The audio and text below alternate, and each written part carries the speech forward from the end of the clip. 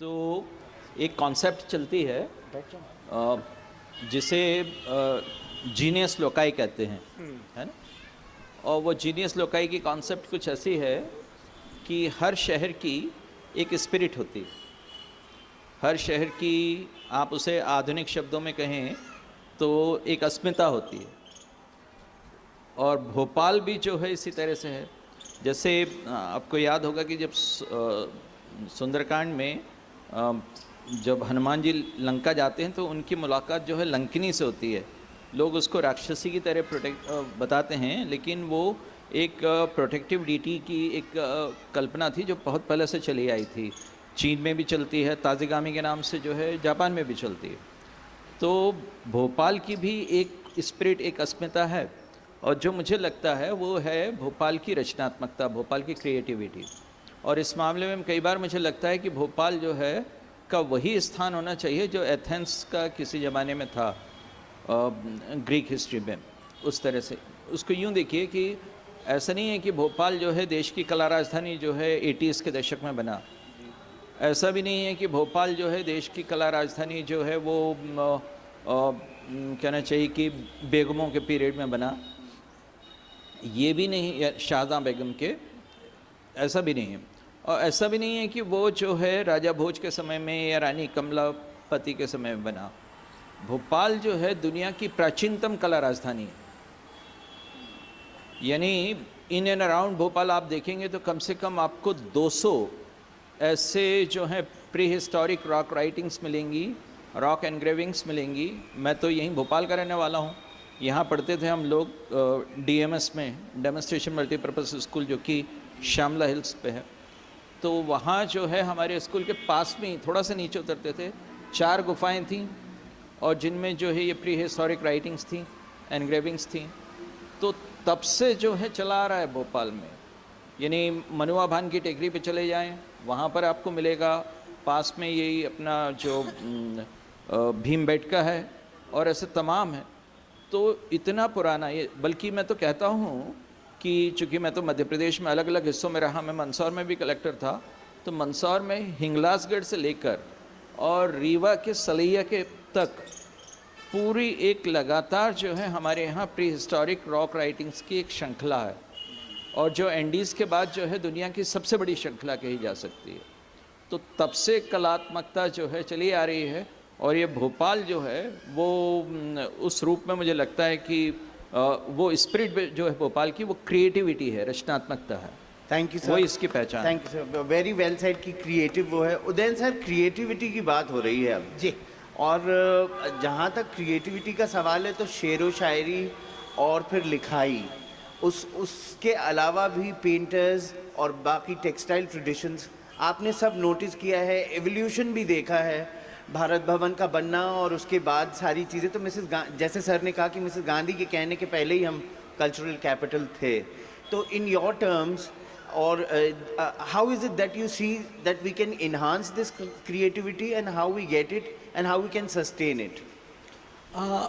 नमस्कार। मैंने तो शुरुआत, जैसा मनोज जी ने कहा, काफ़ी पहले से है, मैं उतना नहीं जाऊंगा।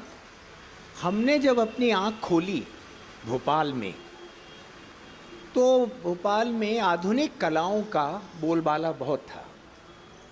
यानी यहाँ एक उत्सव करके कार्यक्रम होता था कला परिषद में, और जिसमें चित्रकारों, एग्जीबिशंस लगती थीं चित्रकारों की, काव्य पाठ होता था, आधुनिक कविताओं का गाना होता था।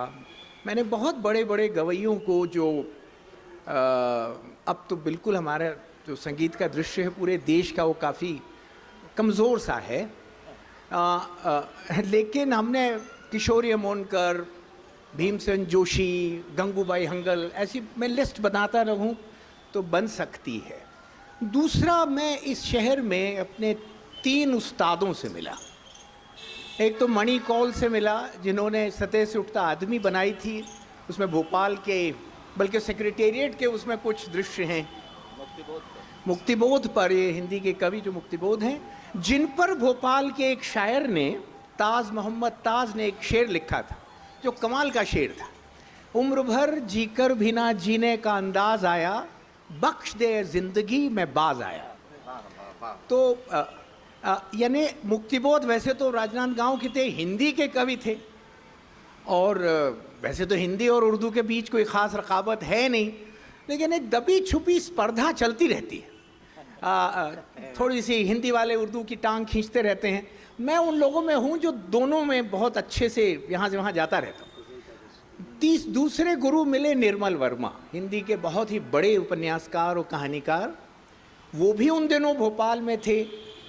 और नंबर 3 मिले हमको जगदीश स्वामीनाथन, जो भारत भवन के जो रूपंकर संग्रहालय है उसको कल्पना करने वाले उसकी और उसको बनाने वाले।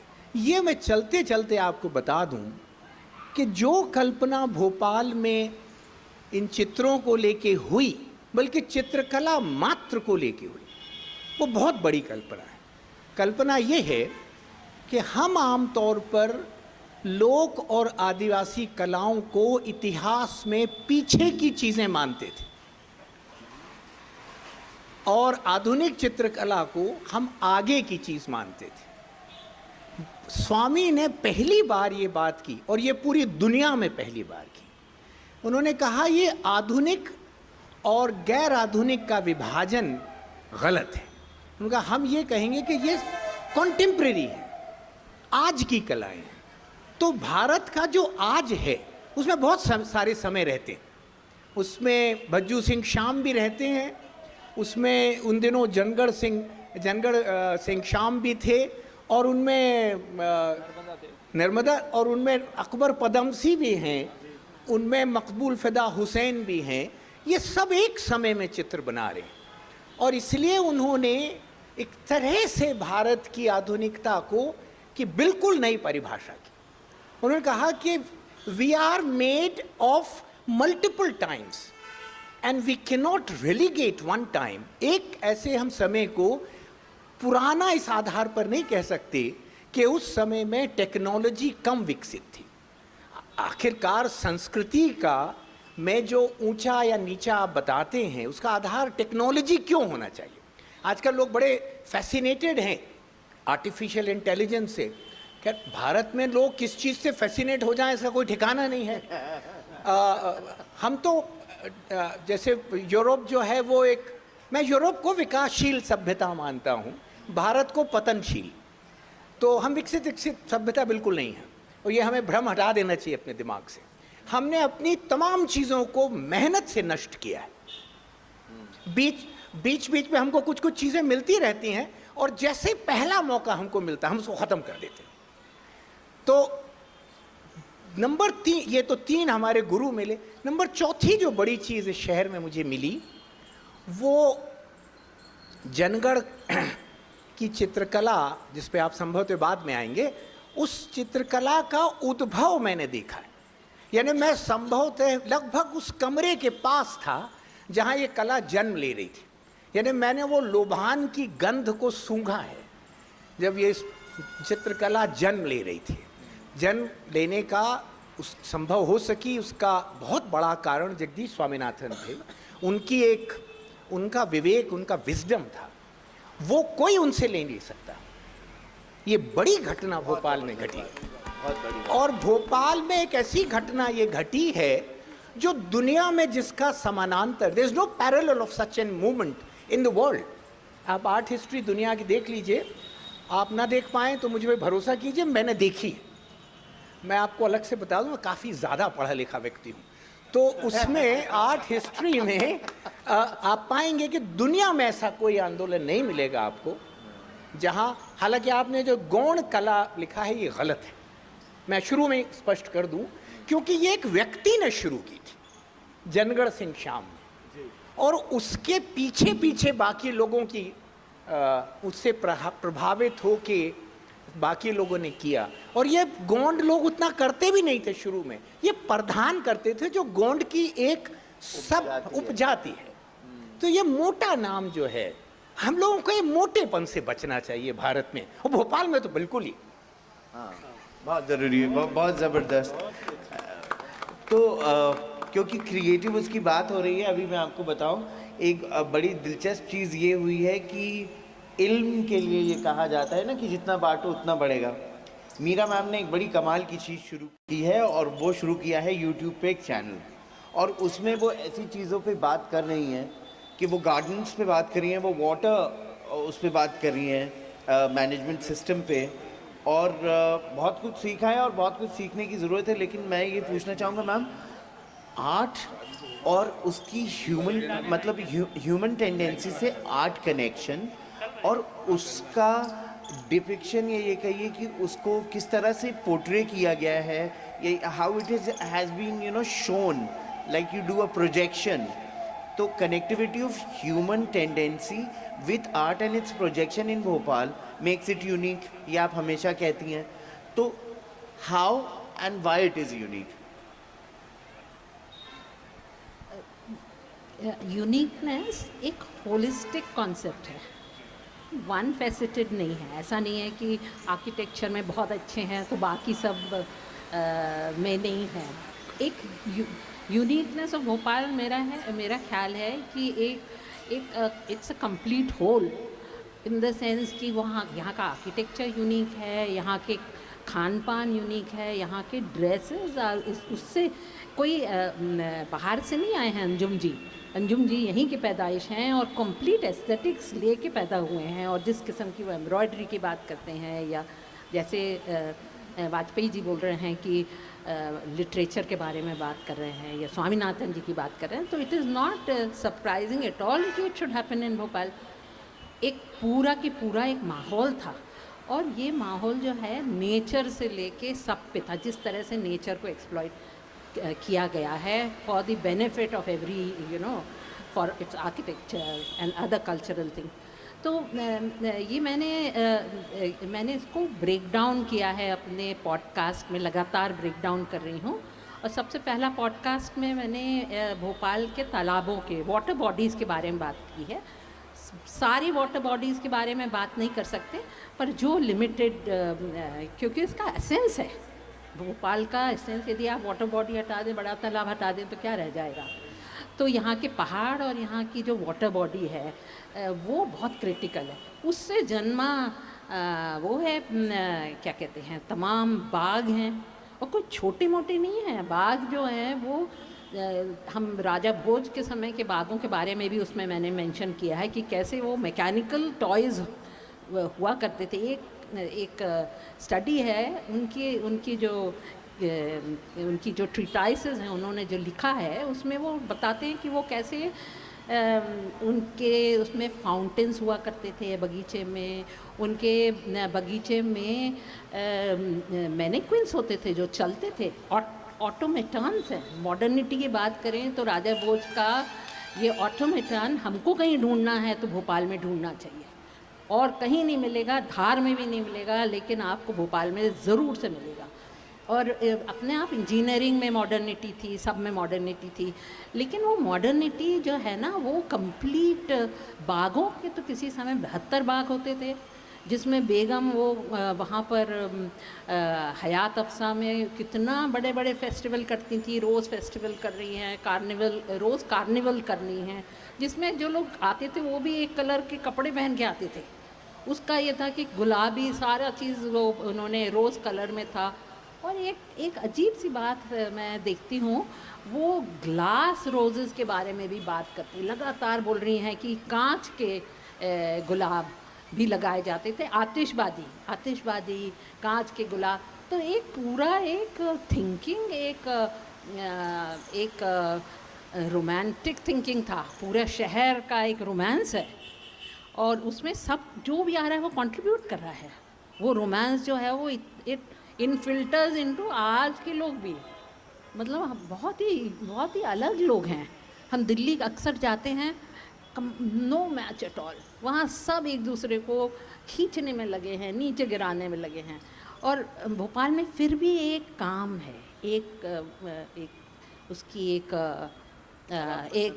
आराम पसंद बोलते हैं लोग, डेरोगेटरी वे में बोलते हैं, पर मेरे को ऐसा लगता है कि बहुत रिजॉल्व लोग हैं, है ना। They are more sorted, more resolve. वो उनका एक पर्सपेक्टिव है। They are not they may be very very excelling in their works, लेकिन उसके बावजूद भी कॉम्पिटिटिव नहीं है ना। सब लोग इक्वली ग्लोरी भी शेयर करते हैं। बस एक छोटी सी बात और बोलूँगी कि अभी हमने आज ही रिलीज़ करा है हमारे पॉडकास्ट में, मीरा दास शो के नाम से एक पॉडकास्ट निकाले, क्योंकि इतना बोलने को है भोपाल के और मध्य प्रदेश, भोपाल पे कॉन्सेंट्रेटेड नहीं। अभी हम विदिशा पे बहुत बोल रहे थे, उज्जैन पे, भोपाल पे, लेकिन फोटोग्राफी के बारे में बोला है मैंने। इन टर्म्स ऑफ आर्ट इतनी प्रोग्रेसिव महिलाएं रही हैं शुरू से। All the women in Bhopal were hugely progressive. तो ये उसकी एक यूनिकनेस भी है। उनके दुनिया को देखने का नज़रिया अलग होता है महिलाओं को। और वॉरियर नहीं है, वॉरियर भी थी in the sense in their own world they are warrior. यहाँ से आष्टा तक ऊँट पे बैठ के चली जाती थी और आ जाती थी और वगैरह वगैरह। लेकिन एक अपने परिवार को देखने का एक तरीका होता है ना, कि परिवार का आखिरी व्यक्ति ने खाना खा लिया कि नहीं, उसके बाद वो खाना खाती है। ऐसा बेगम खुद लिख रही हैं कि उनके पास खबर आती थी कि सब लोगों ने खाना खा लिया है, तब वो खाना खाती थी। ये गौहर बेगम की बात है।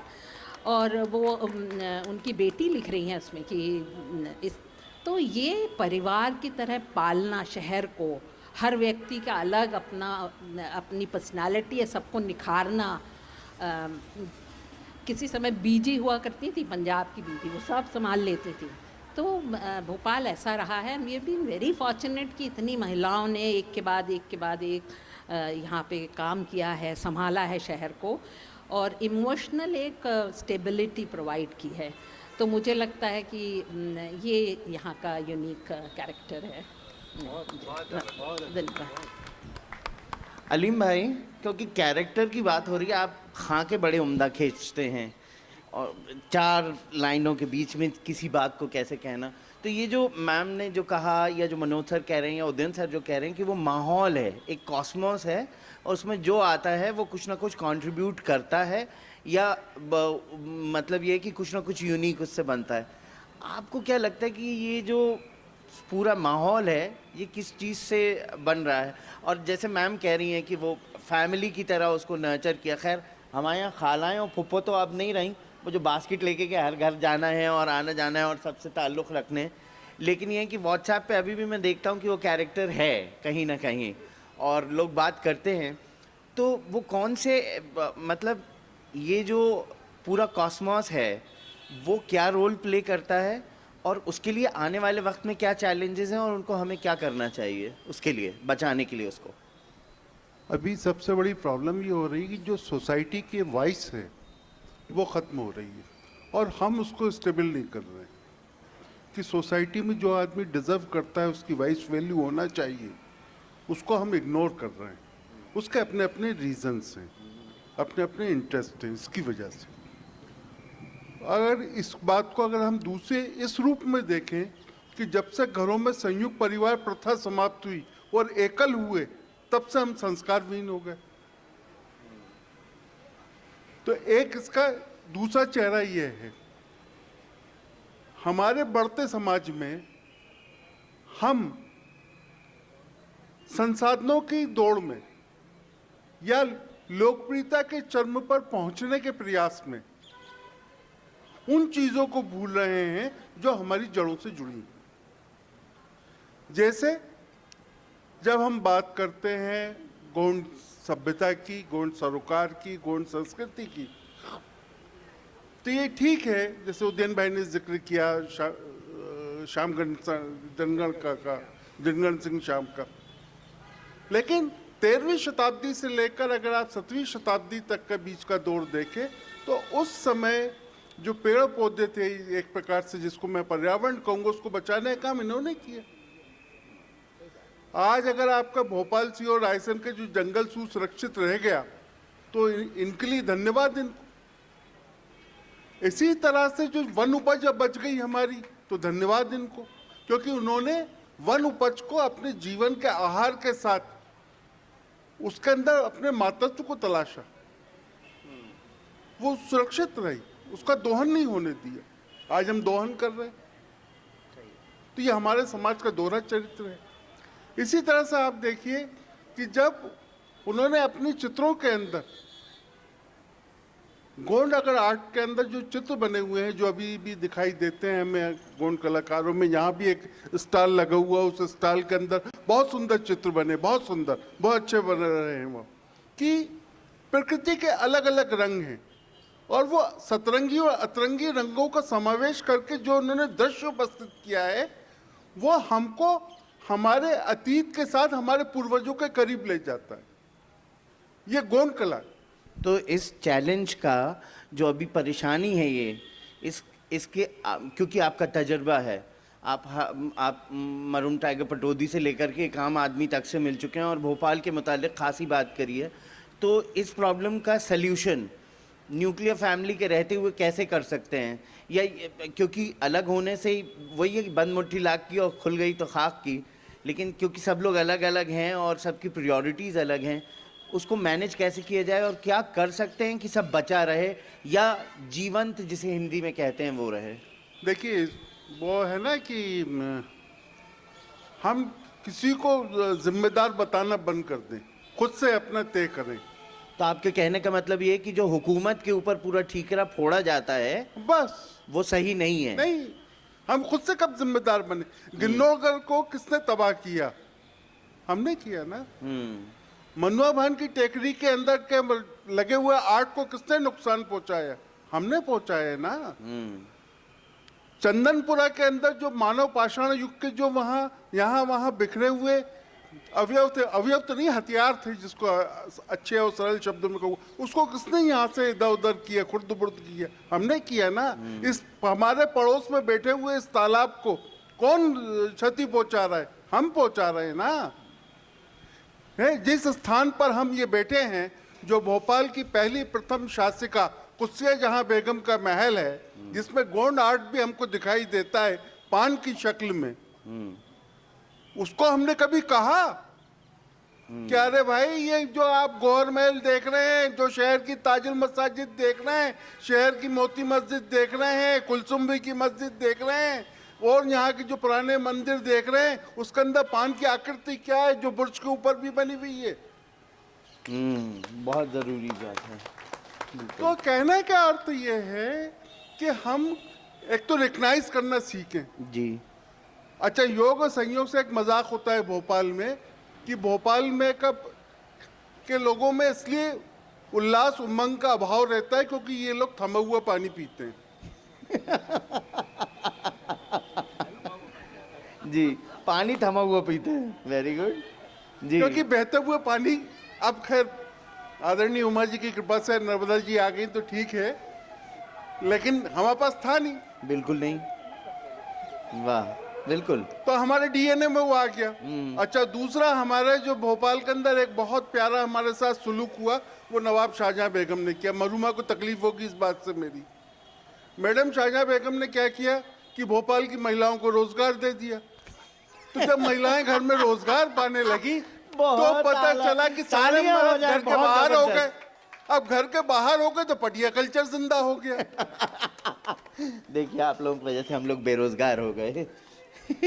हाँ, बहुत जबरदस्त बात कही है आपने, क्योंकि हाँ क्योंकि उन्हीं के जमाने में ये शुरुआत हुई।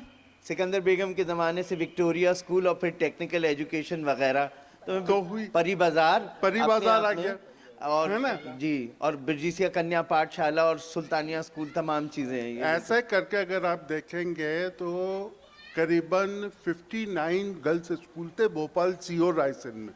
जी हाँ, मैंने अभी पढ़ा है उसी के मुताबिक। और ब्रिजिसिया तो अलग ही था, नर्सिंग होम वाला जी जो था, क्योंकि वो भी उन्होंने चालू किया जी जी बेगम साहिबा ने। तो हमारे भोपाल में हम लोगों को अपनी सोशल लेवल पर रिस्पॉन्सिबिलिटी लेना पड़ेगी। जैसा भी मैं थोड़ी देर पहले बहन रक्षा से कहा कि मैं आपको सल्यूट करता हूं कि आप जो काम कर रही हैं 6 साल पहले हम लोगों को शुरू करना था। बिल्कुल, क्योंकि सभ्यता संस्कृति सरोकार से आप भोपाल को जोड़ रही हैं, नई पीढ़ी को वाकिफ करा रही हैं, और हमने क्या किया? कुछ नहीं किया। तो ये जो चीज है ना, जब तक ये हम स्वीकार करने के अंदर अपने अंदर ये चीज नहीं लाएंगे सेंस ऑफ और सामाजिक रूप से स्वयं को लज्जित नहीं करेंगे तब तक हम बदलाव नहीं ला सकते। बहुत ज़बरदस्त बात कही है। अब इसी बात पे मैं मुमताज़ भाई के पास आना चाहूँगा कि बात कॉस्मोस की हो रही है, क्रिएटिविटी की हो रही है, बाकी सारे परसूट्स की हो रही है। इन्होंने एक बहुत बड़े आदमी को भोपाल का कायल होते हुए देखा और वहाँ से अपनी जर्नी शुरू करी। फजल ताबिश साहब के साथ बचपन का एक बड़ा हिस्सा गुजरा और इनकी वालदा बहुत ही इंटरेस्टिंग, अल्लाह गरीक रहमत करे, मैं उन्हें नन्ना कहता हूँ क्योंकि मुझे कुरान उन्होंने ही पढ़ाया और कपड़े की समझ जो है वो बताई और एक बहुत बेसिक सी बात दिमाग में इंस्टिल कर दी कि भोपाल की सोसाइटी इतनी ज़बरदस्त थी कि जब यहाँ शादियाँ होती थी तो दुल्हनों को अच्छे कपड़े नहीं पहनाते थे, चेवल के कपड़े में चांदी का जेवर पहना के उसको विदा कर लेते थे, फिर कहते थे चौथी का जोड़ा आएगा वो ठीक कर लेंगे, उससे ज़्यादा लोग नहीं देखेंगे। क्योंकि अग्रेरियन इकोनॉमी है, फौजी लोग हैं, तो वो नहीं चाहते थे कि किसी को लो सेल्फ इस्टीम हो कि साहब इतना महंगा कपड़ा उसने पहना और हम देखो ये पहन के आ रहे हैं। तो वो चीज़ उन्होंने मेरे दिमाग में बहुत उससे डाली। आपसे ख़ास तौर पर ये पूछना चाहूँगा कि वो इवोल्यूशन तो बहुत मज़ेदार था। इस्माइल साहब को इश्क कैसे हुआ भोपाल से, इन कस्टडी कैसे बनती है, ये मकाम बचाने में बहुत सारे लोग आए लेकिन शुरुआत मुझे लगता है कहीं हद तक उस फिल्म से होती है। तो थोड़ा वो शेयर कीजिए कि वो अगर किसी को भोपाल से इन्फेक्ट करना है तो हमें क्या उसको खिलाना पिलाना पड़ेगा कि वो भोपाल का मुरीद हो जाए। Well respected Manoj sir, Uddin Vajpayee ji, Meera Das madam और वेरी लवली सिकंदर मलिक और बेगम्स ऑफ भोपाल के सभी मेंबर्स और आप सब, एक छोटी सी बात से पहले वरना मैं भूल जाऊंगा। मीरा दास जी ने अभी बेगम्स के बारे में बताया था कि वो कांच के गुलाब के बारे में बात करती थी और उसकी सच्चाई ऐसी है कि जब नवाब हमीदुल्लाह की शादी हुई थी तो उन्होंने चांदी के गुलाब बनाए थे और वो शादी में बांटे थे। देखिए भोपाल भी क्या कमाल शहर है। आज हम देखते हैं कि बड़े बड़े वेडिंग प्लानर्स हैं और वो बताते हैं घरों को कैसे सजाया जाए और कैसे शादी हॉल और गार्डन को सजाया जाए, क्या किया जाए। भोपाल की खासियत देखिए क्या थी, भोपाल में क्या मैनर्स थे शादी के। शादी कितनी बड़ी हो कितनी छोटी हो, उस शादी के अंदर जब आप उस शादी में घुसते थे तो खौन के अंदर एक, अगर आपकी बहुत बड़ा बुके देने की हैसियत नहीं है तो एक छोटा सा गुलाब होता था और उसके साथ एक कुछ पत्तियां लगी होती थीं और वो सबको दिया जाता था। अंग्रेज़ी में तो उसको नोज़गे कहा जाता है और अगर हम कहें तो वो थोड़ा छोटा सा फूल। उसके अलावा वहीं पर खौन के अंदर हर एक को उसके हाथ में पान दिया जाता है। ये मैनर्स थे जब बहुत लोगों की हैसियत नहीं थी।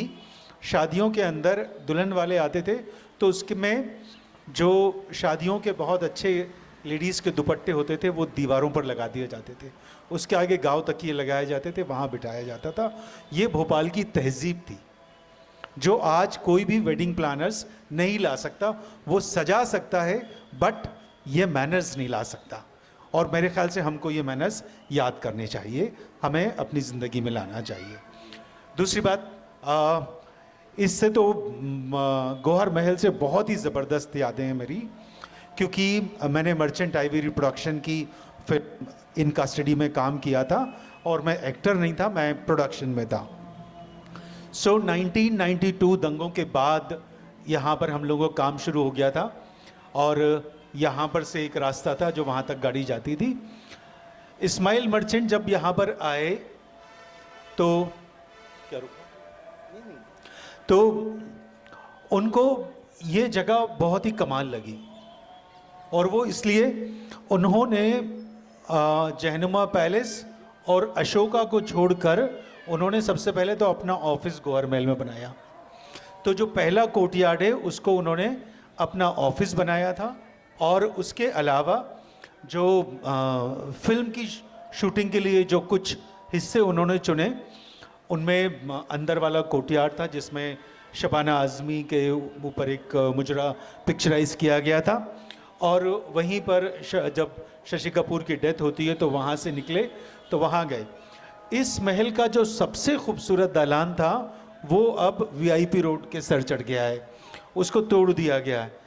जो अभी एक दरवाज़ा है जो थर्ड जच्चा खाने का क्लास आप में, कह रहे हैं। उसके अलावा जब उसमें आप उतरते हैं तो उसमें 3 दालान थे, जी 3 दालान, एक आंगन और 2 सीढ़ियाँ। वो ख़त्म हो गया। वो बेपनाह खूबसूरत जगह थी जो बाद में जो फिल्म के अंदर जो सुषमा सेठ थी उनका कोर्टयार्ड बताया था उसमें, और वो उसमें आंगन में खाने बन रहे हैं और एक दलान के अंदर महबूब टेलर बैठे हुए कपड़े सी रहे हैं और बाकी दलानों में चिक डली हुई है। तो बहुत ही खूबसूरत हिस्सा था इसका जो उन्होंने इस्तेमाल किया।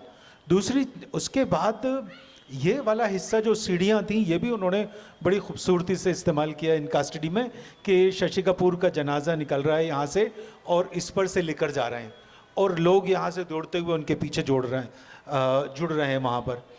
और इस्माइल मर्चेंट की बात देखिए कि उनकी फिल्म में जो क्राउड था वो क्राउड भोपाल के लिटरेरी लोग थे। मंजूर एहतेशाम साहब थे, फजल ताबिश साहब थे, अत्तू मियाँ थे और आफाक अहमद साहब, आफाक हुसैन साहब और सारी बड़ी पर्सनालिटीज उसमें जुड़े हुए थे। इसी तरह जब शबाना आज़मी का के ऊपर गाना पिक्चराइज किया गया था, ए जज्बे दिल गर में चाहूँ हर चीज़ मुकाबिल आ जाए, तो उसमें उन्होंने जो लोगों को बिठाया उसमें भी सारे के सारे भोपाल के बहुत एमिनेंट पर्सनालिटीज़ बैठे और सामने नासिर मियाँ बैठे हुए हैं जो छोटी बिया के बेटे थे, वो बैठे हुए थे। तो ये महल बहुत इम्पोर्टेंस रखता है। आप सवाल पूछकर भूल गए। जी जी, देखिएगा। हाँ, तो इस तरह भोपाल की अपनी अहमियत है। और वो क्या चीज़ है जो इन्फेक्शियस है, जो मतलब अगर किसी को आशिक बनाना है तो वो क्या करना पड़ेगा? देखिए इस्माइल मर्चेंट को जो सबसे ज़्यादा चीज़ें 2 पसंद आई,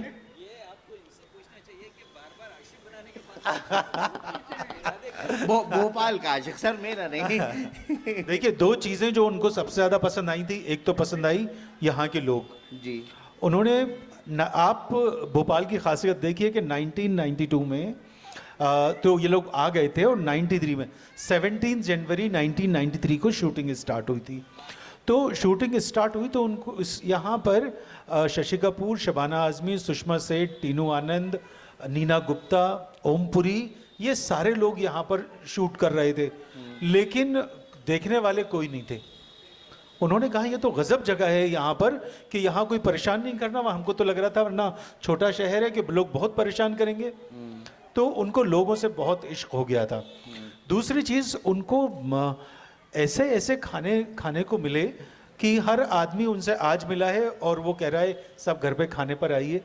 उन्होंने कहा नहीं बिजी हैं, तो वो खाना लेकर आ गया उनके लिए बांध के। तो वो कहते थे ऐसा शहर तो हो ही नहीं सकता। उनकी जो किताब है गेटवे टू इंडिया, उस किताब के अंदर उन्होंने भोपाल के खानों का जिक्र किया है और फजल ताबिश साहब की जो वाइफ हैं ताहिरा फजल, उनका तो स्पेशली जिक्र किया है कि वो गज़ब खाने बनाती हैं और खाने बनाने के साथ खाना खिलाना किस तरह आता, कैसे खिलाया जाता है ये उनको आता था।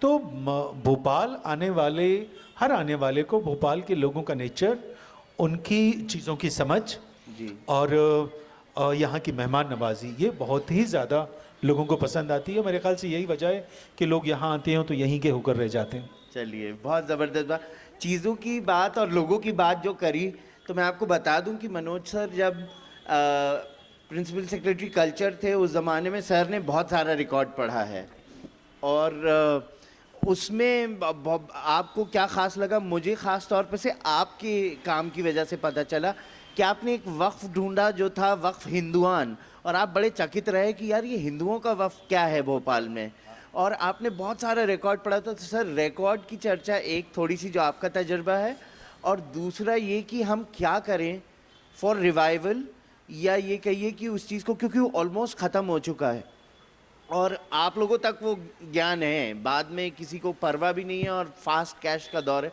लेकिन ऐसा क्या करें कि सस्टेन, इकोनॉमी भी सस्टेन हो जाए और कल्चर भी बच जाए? जैसा भी उदयन बोल रहे थे कि हम लोग नष्ट करने में बहुत लगे हुए हैं, तो हालांकि ये नहीं कि हम वेस्ट में नष्ट नहीं कर रहे, वो ओसवाल्ड स्पेंगलर जो है उनका डिक्लाइन ऑफ द वेस्ट आया तो वो बताते हैं कि वहाँ पर क्या तमाशे हो रहे हैं।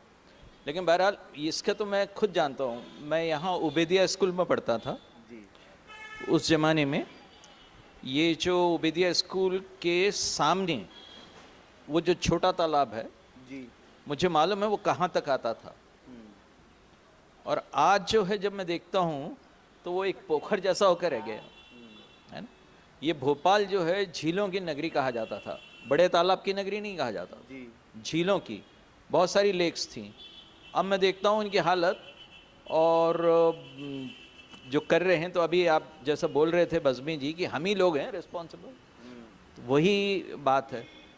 ऐसे ही जब मैंने रिकॉर्ड देखे तो मुझे ये देख के बहुत ही अचरज हुआ कि इतने सारे बाग थे, अभी आप भी बता रही थी, और जब मैं उनको फिजिकली वेरीफाई करने चला तो पता चला वहाँ तो बस्तियाँ बसी हुई हैं लोगों के। ऐसे अब वो एनक्रोचमेंट ही रहे होंगे या रिकॉर्डों में हेरा फेरी की गई होगी कुछ ना कुछ, लेकिन वो आज भी, चाहे आप पुरातत्व विभाग के रिकॉर्ड को देख लो और चाहे ये जो कमिश्नरी है उसके पास में भी जो रूम्स हैं उसमें भी देख लो, अभी भी हैं। उन बागों के बारे में पूरा पूरा सब बताया हुआ और क्या तमाशे हो गए उसके। तो वो देखकर मुझे लग रहा है कि भोपाल को जो है थोड़ा सा चिंता करनी चाहिए अपनी।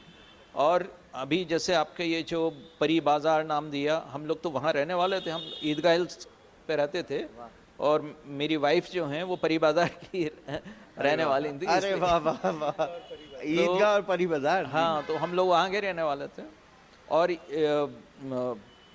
तरह से कहना चाहिए इन सब के नाम ले रहे हैं अपन, तो इसको यदि डॉक्टरी शब्द में कहें, डॉक्टर साहब चूँकि मेरे पास बैठे हुए हैं, तो माइटोकॉन्ड्रियल डीएनए होता है एक, जी जिससे आप कह सकते हैं कि मातृमूलक एंसेस्ट्री।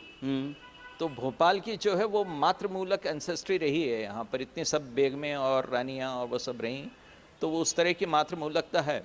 दूसरी बात ये भी है कि ये जो अभी इसका आपने कार्यक्रम के लिए जो गोंड आर्ट का ये जो चित्र लिया है जी, ये भी बड़ा अपने आप में एम्ब्लेमेटिक है, बहुत अपने आप में इसके सिंबल्स हैं, क्योंकि वो मातृमूलकता जो है वो गुणों में भी है, अच्छा, और उसी के कारण जो है प्रकृति के प्रति जिसकी आप बात कर रहे थे, इतना इनमें वो इतना ममत्व है। इनफैक्ट उस समय मैंने देखा था अपना कि इनके कई उपजातियां हैं गोंडों की। जी सर। अब उन उपजातियों की खासियत देखिए, एक है गोरीबंश ध्रुवा, ये गोंडों की एक उपजाति है, ये बांस के पिंड को हानि नहीं पहुंचाते ये लोग। फिर एक है कोहका पात, ये भिलावा के फल फूल नहीं खाते, एक पेड़ होता है भिलावा, उसके फल फूल नहीं खाते ये लोग। फिर एक है इरपाची, तो ये इरपाची जो उपजाति है गोंडों की, ये महुए को नहीं काटते। एक अदमाची है धवड़ा उपजाति, वो धवड़ा वृक्ष को नुकसान नहीं पहुंचाते। और एक तुमरेचा वाइका है जो तेंदू के वृक्ष या पत्तों को नुकसान नहीं पहुंचाते। ऐसे बहुत सारे हैं। तो गोंडों की उपजातियां ये बताती हैं कि कैसे जो है पेड़ों के लिए उनके मन में एक तरह की ममत्व था, एक तरह की मातृमूलकता थी, और उसके कारण ये रहा भी इतना बड़ा पूरा शहर इस तरह से। और पूरी 2-2.5 शताब्दियाँ जो हैं गोंडों के इन्फ्लुएंस की रही हैं, उससे ज़्यादा ही है ना। 13वीं 14वीं 15वीं 16वीं शताब्दियाँ जो हैं वो गोंडों की ही रही हैं। तो उन्होंने उस तरह की चीज़ कर रखी थी, और वही जो है धीरे उनकी कला में भी जो है वो सब दिखा। उनकी कई जो लोक कथाएँ हैं उनमें भी वो मिलता है। तो वो जो एक तरह से कहना चाहिए कि भोपाल के जो सिविलाइजेशनल बर्थ मार्क थे जो गोंडों के थे, वो बाद के पीरियड में भी चले आए, और जो बेगमें हुई वो उनका होना भी जो है वो वही मातृमूलकता थी जो उनकी थी, वही जारी रही। और फिर बाद में जैसे कि आप बता रहे थे कि उनकी एजुकेशन वगैरह के लिए भी इतना सब कुछ हुआ, तो इस हिसाब से मुझे लगता है कि भोपाल का महत्व है। एक दूसरा भोपाल का जो मुझे लगता है कि भोपाल की सेंट्रलिटी जो है, जी सर, उस पर भी ध्यान देना चाहिए। फिजिकल लोकेशन आप कह रहे फिजिकल हैं। लोकेशन, जी वो सेंट्रलिटी जो है भोपाल की, वो भी अपने आप में इम्पॉर्टेंट है। इन्हें पर्यावरण तो है, हालांकि ये भी है कि कुछ था कि भोपाल को ही सबसे ज़्यादा एनवायरमेंटल डिसास्टर देखना पड़ा दुनिया का। जी और आज यदि आप गूगल पे सर्च करो भोपाल, तो जितने भी आते हैं वो भोपाल गैस ट्रेजेडी के आते हैं। जी। जितने भी पेज खुलते हैं, वो इन्हें internationally we are known for the as the disaster. City of the disaster. जी तो वो भी एक है। लेकिन अब मुझे लगता है कि सब कुछ ऐसा नहीं है कि नष्ट हो रहा है, कुछ सुधर भी रहा है। जैसे मैं देख रहा था कि भारत की जो क्लीनेस्ट स्टेट कैपिटल है, हाँ उसको उसके अवार्ड मिला है भोपाल जी। को, 2023 में मिला।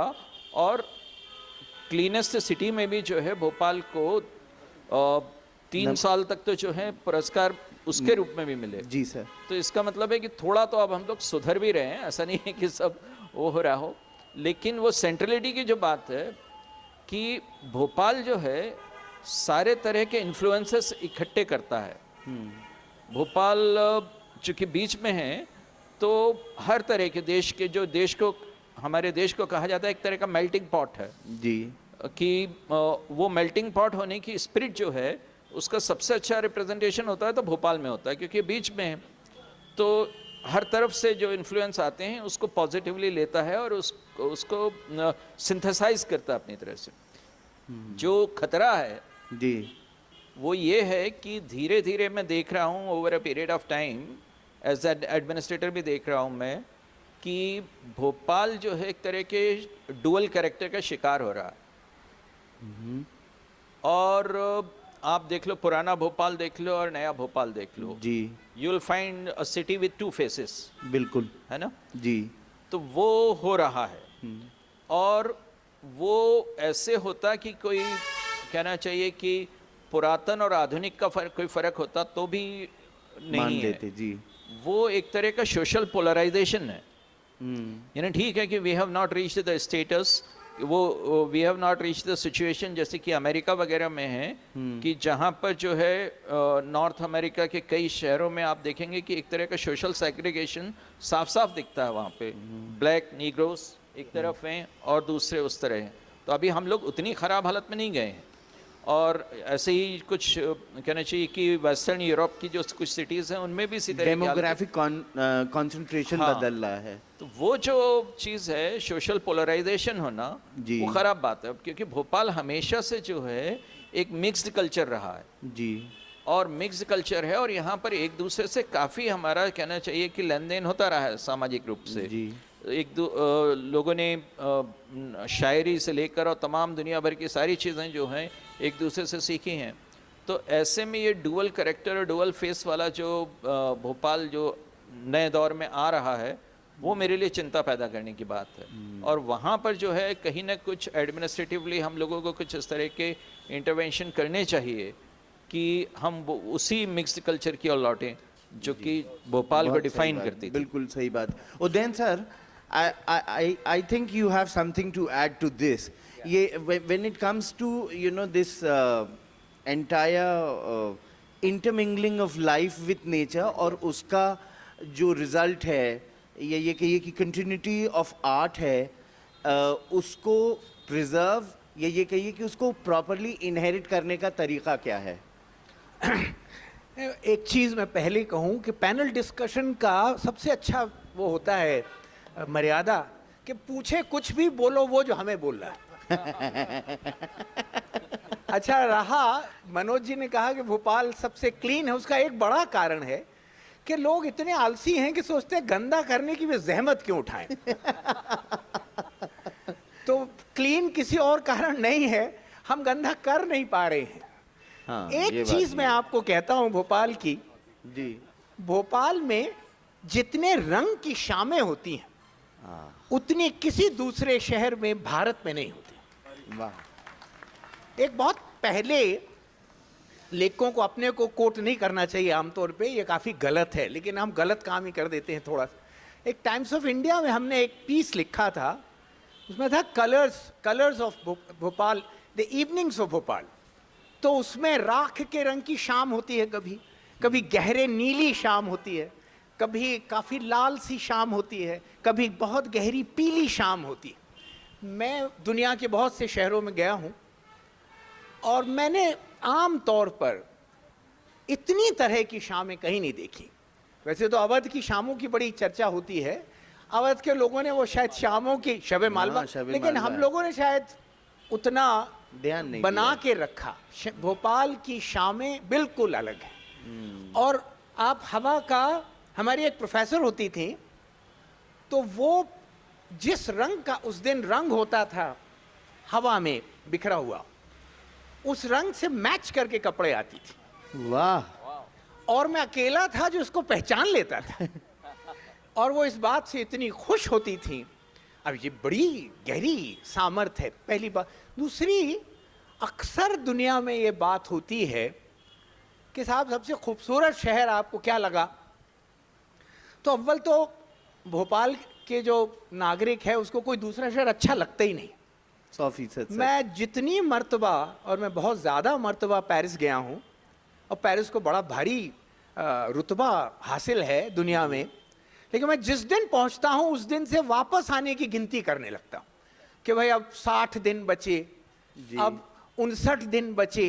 और उसका कारण ये है कि इस शहर में जो एक किस्म का खुलापन, प्रकृति के कारण भी, जी, यानी पेड़ हैं, और अचानक आप एक बड़ी सकरी सी गली से निकलेंगे और एकदम तालाब आ जाएगा। जी। ये जो एक तरह की, जिसको आप कहते हैं कि आकाश का विन्यास, आकाश मतलब स्पेस, जो कॉन्फ़िगरेशन ऑफ स्पेस है भोपाल में, जो क्वाइट नेचुरली, और ऑफ कोर्स जिन लोगों ने गलियां शुरू में बनाई, सड़कें भी बनाई, उनको ख्याल भी रखा होगा या उनको ख्याल रह गया होगा कि इसमें जो कॉन्फ़िगरेशन ऑफ स्पेसेस है वो मैराकुलस है। यानी ये चंडीगढ़ की तरह मैकेनिकल नहीं है, बनारस की तरह कई जगहों पे क्लॉस्ट्रोफोबिक नहीं है, लेकिन भोपाल में जो विन्यास है आकाश का, स्पेस का विन्यास है, ये बिल्कुल यूनिक है। तीसरा, आपके शहर, हमारा जो तालाब है वो पूरे साल बदलता रहता है। आप अगर सुबह आए, मैं अक्सर, हमारा कॉलेज 9 बजे से शुरू होता था, और चूँकि हमारे प्रोफेसर से हमारा झगड़ा था, जैसा कि होना ही चाहिए, तो हम कभी जल्दी आते थे, कभी लेट आते थे, कभी समय पे नहीं आते थे। तो हम कई बार हम जल्दी सर्दियों में आते थे। आपको तालाब कोहरे में डूबा हुआ आपको दिखता नहीं था। हाँ, जी, बारिश में दूसरी तरह से तालाब गायब होता था, गर्मियों में बिल्कुल अलग रंग का तालाब होता है। तो ये तालाब भी, जिसको अंग्रेजी में कहते हैं इट्स नॉट सेल्फ सेम, इसकी मल्टीपल आइडेंटिटी है। भोपाल में पेड़ों का भी जो आप विन्यास देखें, जिस तरह के पेड़ यहाँ लगे हैं, हमारे यहाँ पेड़ बहुत कटे हैं, जी, और इस शहर के नागरिकों को उसका विरोध करना चाहिए था, जो उन्होंने नहीं किया। उदाहरण के लिए, जब भारत भवन की हालत बिगड़ रही थी, तब हम सब राइटर्स और आर्टिस्ट खड़े होते थे, भोपाल के नागरिक नहीं खड़े हुए। हम तारीफ ही नहीं करते रहेंगे भोपाल की, हमारा शहर है, थोड़ी बहुत आलोचना करना चाहिए, हम तो खैर ज़्यादा ही करते हैं। सर जो कचरा नहीं फेंकते वो खड़े कहाँ होंगे, ये बहुत बड़ा प्रॉब्लम है। बिल्कुल बिल्कुल सच है ये, मार मार मतलब। लेकिन इस शहर में मतलब जो इतनी बड़ी घटनाएं हुई, भारत भवन कोई, ये दुनिया में अनपैरेलल इंस्टीट्यूट है, ये be very clear in your mind. ये जो, जब हम यहाँ स्वामी ने आदिवासी चित्रों को आधुनिक चित्रों के साथ लगाया, भले 2 अलग गैलरीज में लगाया, तो लूव्र में जो दुनिया का सबसे बड़ा संग्रहालय है, और लूव्र में एक एक चित्र लगाने पर बहस होती है। हमारे यहाँ जैसा नहीं है कि कोई एडमिनिस्ट्रेटर ने या कोई ऑफिशियल ने कह दिया कि हाँ लगा लो तो लग गई, जी, या मुख्यमंत्री जी ने अपने डिनर पे पेंटिंग मंगाई तो चली गई, ऐसे नहीं होता। वहां भी ट्राइबल पेंटिंग एग्जिबिट होना शुरू हो गई। ये भोपाल के दबाव से हुआ, और नहीं सिर्फ लूव्र नहीं, दुनिया के कम से कम 10-15 गैलरी, बड़ी गैलरी, जिनीवा में एक है, इनमें ये भोपाल का ये दबाव पड़ा, और भोपाल में ऐसी संस्था बन इसलिए सकी जो इतनी ऊंचाई तक गई, उसका बड़ा कारण ये था कि भोपाल में एक प्रकृति में खुलापन है। हमारा बंद शहर नहीं है, जो हम लोगों ने किया हो ऐसा नहीं है। ये शहर हमें मिला है ऐसा, हमको उसको बना के रख सकें तो बड़ी बात है। दूसरा, इसके पत्रकारिता ने बहुत नुकसान पहुंचाया, क्षमा करेंगे कि इसमें एक जमाने में बहुत अच्छा संस्कृति पर विचार विमर्श होता। संस्कृति का मतलब तमाम दृष्टियों से हमारे अखबारों ने, एक तो ज्यादातर अखबार प्रो गवर्नमेंट हो गए जी, होते ही हैं हमेशा, कुछ ज्यादा ही हो गए इस बीच, लेकिन उन्होंने भी बहुत नुकसान पहुंचा रहा है। वो गंदी सड़कों के फोटो तो देते हैं कि गड्ढे वाली सड़क, लेकिन किसी आर्ट पीस का या पेंटिंग का के साथ दुर्व्यवहार हो रहा है, उसका कभी जिक्र नहीं। एक तो उसका कारण है कि वो अनएजुकेटेड हैं, बिल्कुल सही। उनको इस शहर में रह के आप अगर कला और साहित्य से प्रेम करना न सीख पाए तो आपको कहीं इंदौर वगैरह में रहना चाहिए। बिल्कुल सही।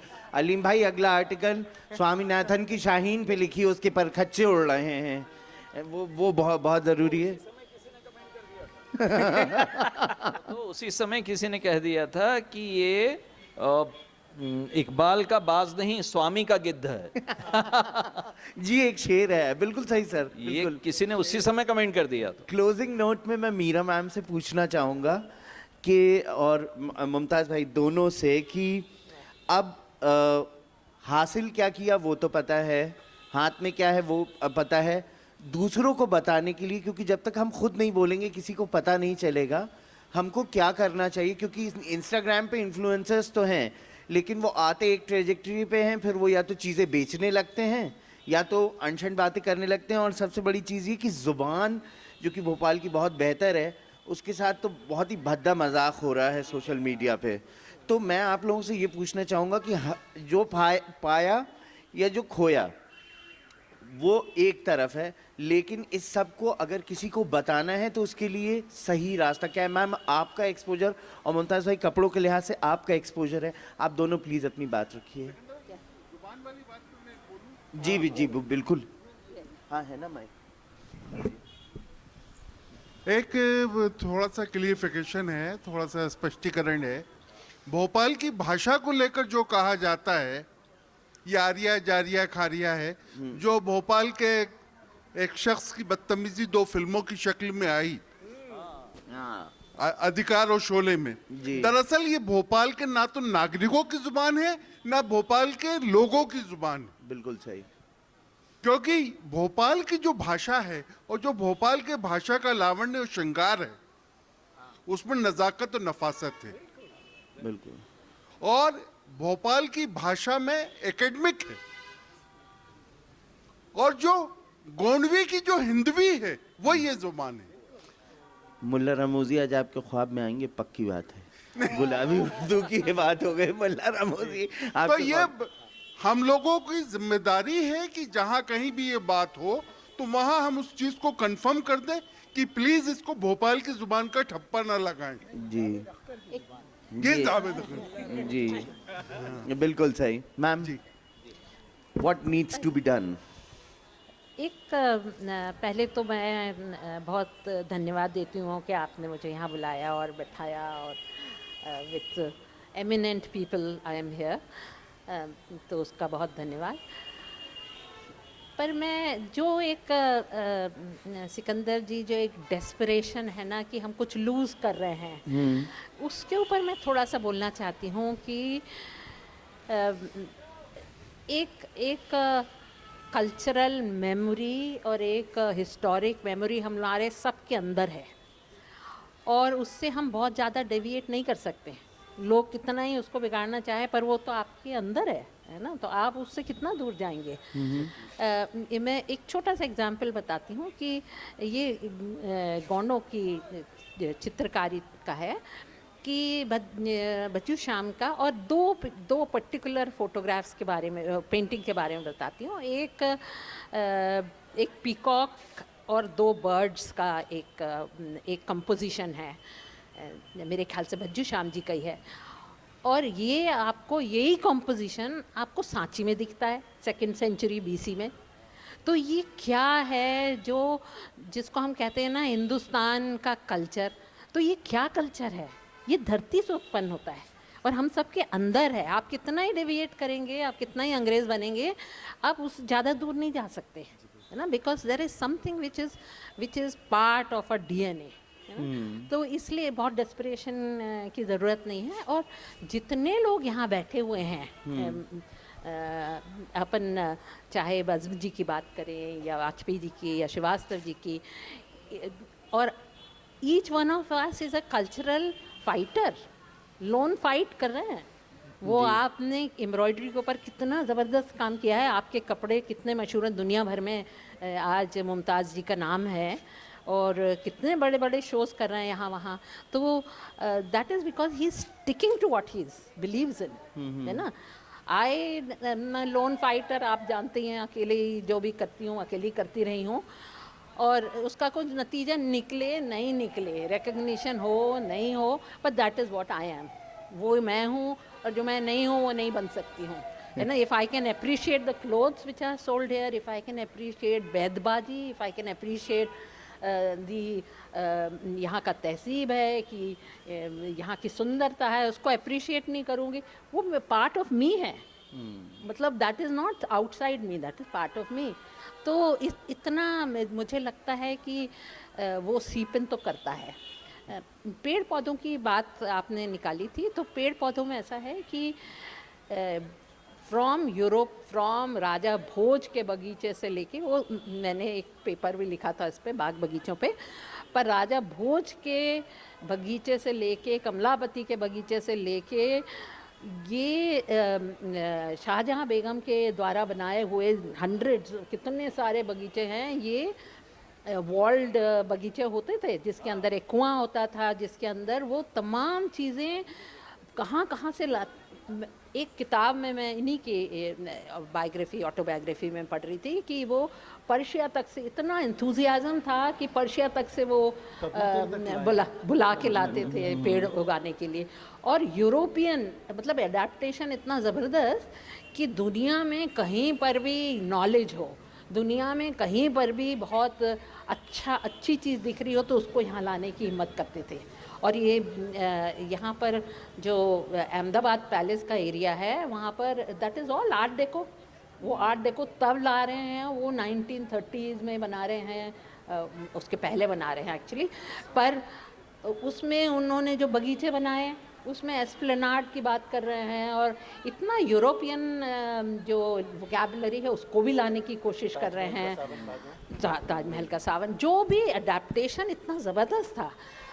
और एक गैजेटियर लिखता है कि भोपाल से इंदौर तक, भोपाल से देवास तक लिखता है, चंदन के बाग हुआ करते थे, जंगल हुआ करते थे। तो आप बताइए, वो इतना साफ कर दिया, ये अंग्रेज़ों की देन है। उन्होंने इतना साफ कर दिया कि अब हमको चंदन, और चंदन पे इतना रोक लगाया कि आज तक उससे निकल नहीं पा रहे हैं वो चंदन के जो उन्होंने उस पे जी, बड़े बाग के कब्रिस्तान को नहीं छोड़ते, वहाँ पे भी गायब हो गया, कब्रिस्तान में से भी गायब हो गया चंदन। तो ये बहुत सारी, और बहुत सारे वॉरियर्स हैं यहाँ पर ही बैठे हुए हैं। ये इंडिविजुअल जो वॉरियर्स हैं ना, वो शायद उसके स्पिरिट को अलाइव रख सकते हैं। एक ये जो फंक्शन है, आज का फंक्शन है, that is part of that spirit, the warrior spirit. अच्छा, लेकिन एक इंटरेस्टिंग बात है ये, मैं देखा कि ये गोंडों के बारे में अपन कर रहे हैं, गोंड आर्ट और गोंड पे चर्चा। गोंडों पे जितनी पुस्तकें मैंने पढ़ी जी सर, उसमें भोपाल के गोंडों की चर्चा नहीं होती। ये बड़ी अजीब बात है। यानी भोपाल के गोंड जो हैं राजवंशी हो गए, और ऐसे राजवंशी गोंड कई जगह। तो एक तरह से हम हमेशा गोंडों को ट्राइब के रूप में देखते हैं जी। जब मैंने ट्राइबल म्यूजियम बनाया तो उसमें भी गोंडों का प्रतिनिधित्व रखा है, वहाँ पे बहुत सारे। बिल्कुल। लेकिन जो है, हम कभी ये नहीं सोचते कि कोई ना कोई ऐसा पॉइंट भी तो रहा होगा जब गोंडों का डी ट्राइबलाइजेशन हुआ हो। पॉसिबल है, बिल्कुल पॉसिबल है। हम सोचते हैं एक ट्राइब है तो वो हमेशा ही ट्राइब रहेगी, ऐसा नहीं होता। भोपाल उसका उदाहरण है कि गोंडों का डी ट्राइबलाइजेशन यहाँ तो आके पठान सुधर गए कल्चर की बात करने लगे। I'm ji, not- almost time. थोड़ा सिकंदर सा भाई इसमें एक मिनट, मैं भी इस पे बोलना हुआ चाहती क्या हूँ। कि संग्राम शाह, सल्लाम शाह से लेकर निजाम शाह तक जो गोंड हुकूमत रही, इसके बाद जब भोपाल रियासत आई तो राग जय जयवंती का स्वर चालू हो गया। उस राग जय जयवंती का स्वर आज़ादी मिलने के बाद भी बरकरार रहा, बिल्कुल सही। तो दस्तावेजी नहीं हो सका। जो भोपाल के अंदर गोंड बस्ती थी वो गंदा नाला में परिवर्तित हो गई, जो बुधवारे के अंदर थी, क्योंकि गिन्नौरी के अंदर छोटा तालाब के अंदर से जो रास्ता जाता था गिन्नौरगढ़ के लिए, जहाँ से गिन्नौरी शब्द आया, बिल्कुल सही। वहाँ का पूरा इलाका जो गोंडों की बस्ती था मूल रूप से, जी जी। वो आपने खत्म कर दिया। और उसमें भी दुर्भाग्यपूर्ण यह है कि फर्स्ट गजेटियर में भी उसका उल्लेख नहीं है। बात तो है। 750 गांव होते थे उस चकला गिन्नौरी। ओहो, चकला गिन्नौर में इसी तरह से मनोज भाई, हमारे इब्राहिमपुरम में रंजन पेन कॉर्नर यानी डॉक्टर कटारे की बिल्डिंग से लेकर जुमराती दरवाजे तक राइट हैंड पर जो मकान थे वो गोंडों के थे। वाह, वो इतिहास से गायब। मुझे तो अमीना बाई याद है। बस चलिए बात ख़त्म करते हैं, वक्त ख़त्म हो रहा है। तो मुमताज़ भाई से कहते हैं कि एक आखिरी जुमला और जल्दी से इसको wrap up करते हैं। देखिए, भोपाल को अगर भोपाल बनाए रखना है और इसके ट्रेडिशंस को ज़िंदा रखना है तो बहुत सारी जो गलत फहमियाँ हैं और जो बहुत गलत कामों को सही काम बताया जा रहा है, स्पेशली क्राफ्ट्स में। इवन सरकार के भी जो कुछ काम हो रहा है जिसमें जरी जरदोजी को सिखाया जा रहा है, वो जरी जरदोजी है ही नहीं। पहली बात तो हर आदमी की ज़बान पर शब्द है जरी जरदोजी, ये जरी जरदोजी का काम है। ये जरी जरदोजी, जरी एक अलग वर्क है, जरदोजी अलग वर्क है, ये दो वर्क हैं। ये दोनों अगर एक किसी कपड़े पर हो रहे हैं तो ये जरी जरदोजी हो सकता है। किसी भी काम को जो लोगों को सिखाया जा रहा है आजकल कि क्रिस्टल चिपका के कपड़े बनाए जा रहे हैं, वो कतई भोपाल का आर्ट नहीं है। तो हमें जरी, जरदोजी, आरी, अड्डा, कारचोब, इन सबको देखना चाहिए कि भाई ये कौन कौन से काम हैं। जो लोग अपने आप को बहुत बड़ा डिज़ाइनर कह रहे हैं, अपने आप को प्रमोट कर रहे हैं, उनको इसका डिफरेंस नहीं मालूम है। ये करना चाहिए। और एक चीज़ जो भोपाल के बटुए पूरी दुनिया में मशहूर हैं, उनके कोई भी पोटली को वो भोपाली बटुआ कह रहे हैं क्योंकि वो भोपाल में बन रहा है। वो भोपाल का बटुआ है ही नहीं। भोपाल के बटुए का एक अलग शेप है, उसमें अलग किस्म के धागे हैं, उसके अंदर पार्टीशंस हैं जी। वो भोपाली बटुआ है। हम उन सब चीज़ों से बहुत दूर जाते रह रहे हैं और लोगों को बेवकूफ़ बना रहे हैं कि ये भोपाली बटुआ है किसी भी चीज़ को उठाकर। तो इन सब चीज़ों को हमें एजुकेट करना बहुत ज़रूरी है। चलिए, Thank you बहुत so बहुत much. शुक्रिया। Limiting the thing, ji ma'am, to end the dialogue and the wonderful conversation, मैं बस ये कहूँगा कि जो जूस निकल के आता है या द समरी और the gist of the entire matter is be proud of your things, it's not going anywhere, as ma'am said, it's within you. और जैसे कि मुमताज़ भाई ने कहा कि जो भोपाली अक्सर करते हैं कि कहीं की ईंट कहीं का रोड़ा और भानमती से कुंभा जोड़ा, वो करना बंद कर दीजिए। बहुत बहुत शुक्रिया। मैं मोअज़्ज़िज़ीन से और